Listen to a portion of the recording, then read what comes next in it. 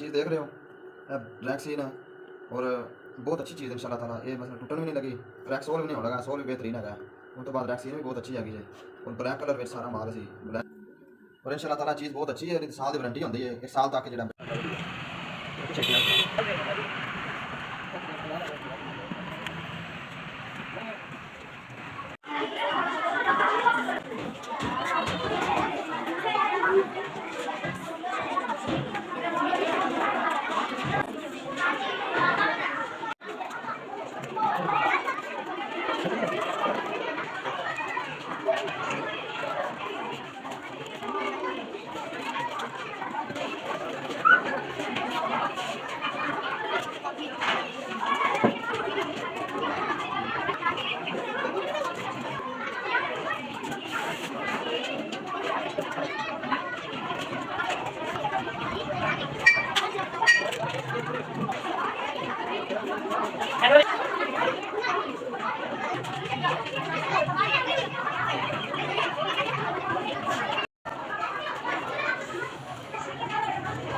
मैं Mubeen Akhtar headmaster government primary school Dhok Daud तो जनाबे आले बहुत बहुत शुक्रिया तुसां साडे गरीब और मुस्तहिक बच्चों की मदद की। उहदे विच साडे बच्चों नूं शूज़ जराबां कापियां जोमैट्री और क्लिप बोर्ड ये दिते गए।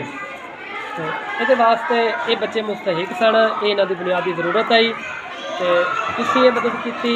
अल्लाह ताला तुहानूं अजर दे, अल्लाह ताला तुहानूं इसदा सिला दे, अल्लाह ताला तुहाड़ियां तौफीकात विच इजाफा करे।